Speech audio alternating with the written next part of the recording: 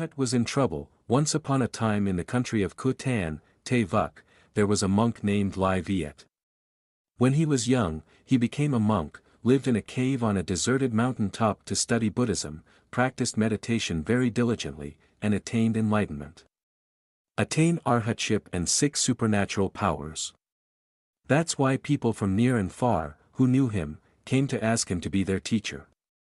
Under his skillful and compassionate guidance, his disciples also attained arhatship very quickly. After attaining the fruition, they dispersed everywhere to take care of spreading the Dharma. Although Mr. Lai Viet has attained sainthood, he still diligently practices and rarely rests. One day, when he had some free time, he took the opportunity to clean up the cave, and suddenly saw that the gray robe he usually wore had turned white over time.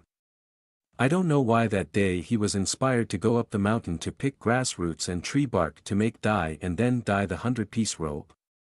After placing the robe in the dye pot, he used a willow branch to stir the water to mix the dye evenly. Strangely enough, the robe suddenly turned into a buffalo hide. And yet, the dye in the pot, which was black as ink, suddenly turned red like blood, and the grass roots and tree bark turned into pieces of buffalo meat. Even more bizarre was the smell of buffalo meat emanating from the boiling pot, making him keep his eyes wide open in surprise. At that moment, a farmer ran up from the foot of the mountain, saw the buffalo meat in the pot, and shouted angrily, "Ah, you are so bold. Today you declared the precept to kill, so you brought my buffalo to kill, right?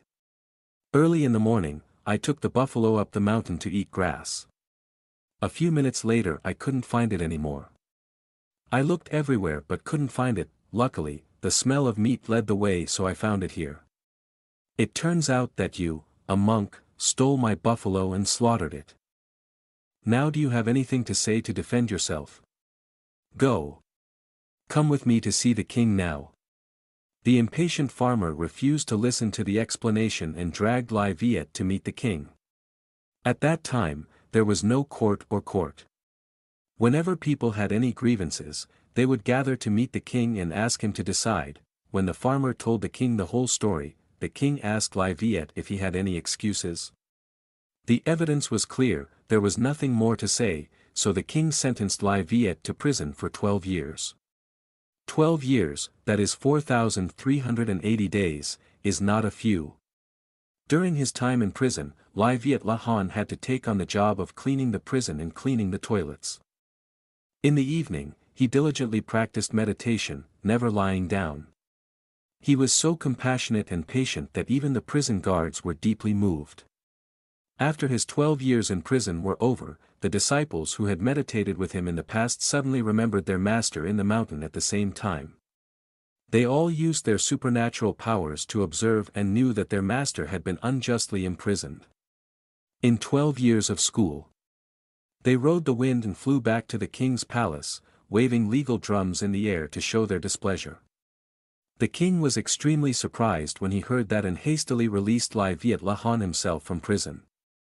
After 12 years of imprisonment, Lai Viet's hair was long and his beard was white, but as soon as he stepped out of the prison door, his hair and beard automatically fell to the ground, then flew into the air, appearing in countless incarnations, each one the body emits bright light.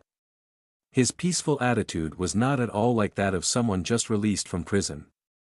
At that time, the Arhats wanted to take action to punish the king for doing unfair things, but Mr. Lai Viet stopped him. "You are not allowed to take action, this is my karma, I cannot blame anyone. In a past life, I was a farmer and had a stray buffalo. I went up the mountain to look for it. I went all over the mountain and couldn't find it, but I met a monk who had become a monk. Without thinking any further, I immediately suspected that this person had stolen my buffalo. During those 12 hours that day, my mind was full of false thoughts. I wanted to chase him out of the mountain, I wanted to capture him and take him to the king so that he could be imprisoned in a dungeon. I created evil karma causes 12 years of unjust imprisonment in this life. Just like lending at interest, the longer the time, the higher the interest, and the retribution we have to compensate is up to 8,000 times the amount of debt we borrowed. I just hate why I didn't do anything to benefit others at that time, and didn't have the heart to give generously. Is it because I've already eliminated karma in this life?